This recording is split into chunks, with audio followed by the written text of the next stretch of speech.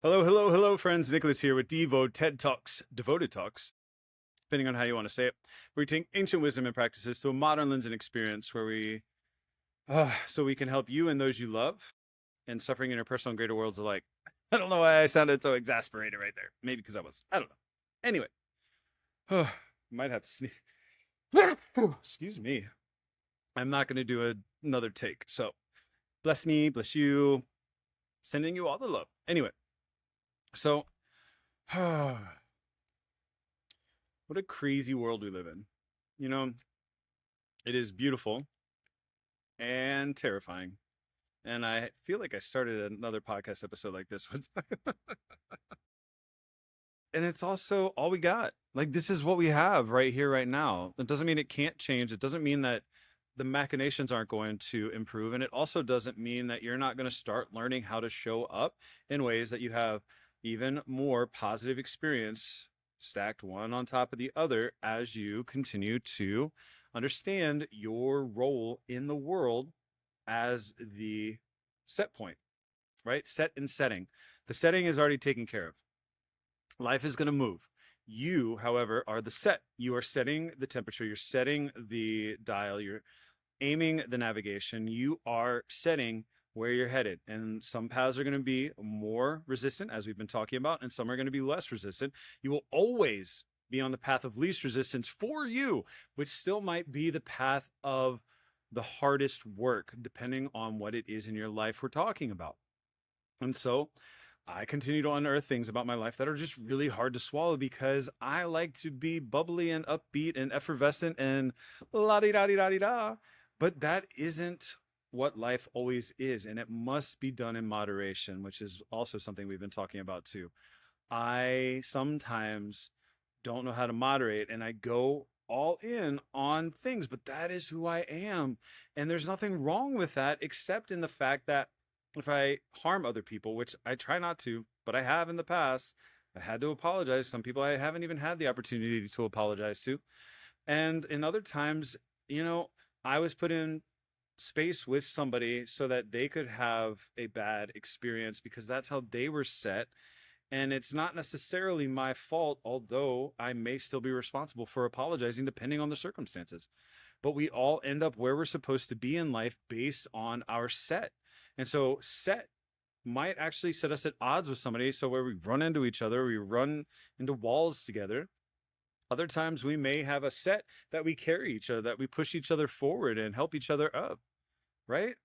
It just depends on how we're setting the dial, how we're setting the temperature, how we're setting ourselves, mind, body, and spirit to rise up every day and walk through life, right?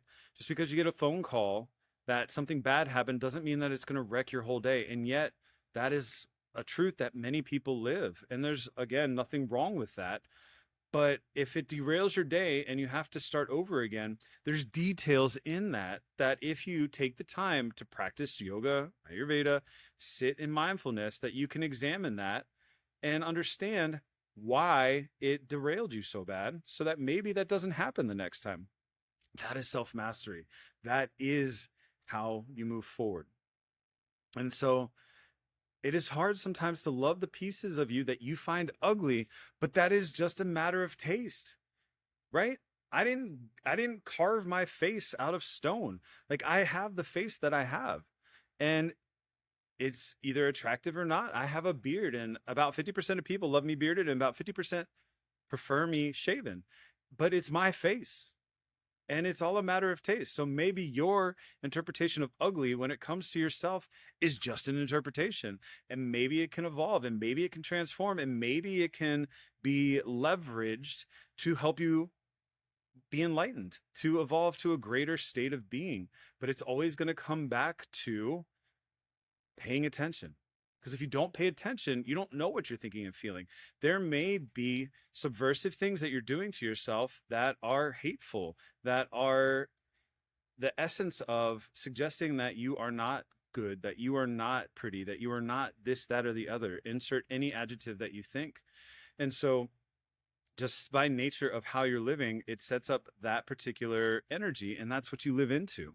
And so what I want for you guys to do is to think about the fact that if there are aspects of yourself that you find ugly or unworthy or bad, that it is just an interpretation.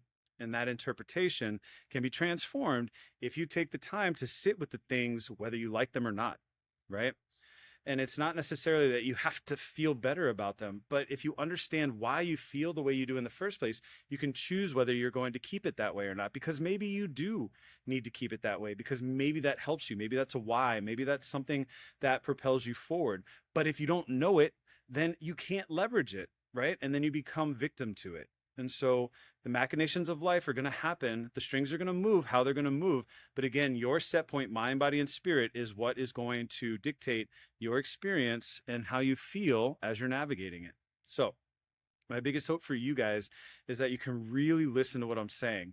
I'm not saying that you shouldn't be the things you want to be, but if you judge yourself on the things that you are not until you get to that, then what are you really doing except setting yourself up for pain, for heartache, and for challenge, right? It's not saying that you have to think you're perfect when you're not. It's saying that perfect is not necessarily what you think it is. And you, my friends, can have more, but only if you detoxify yourself of the things that didn't belong there in the first place. And the only thing that really does belong is to be well and be free.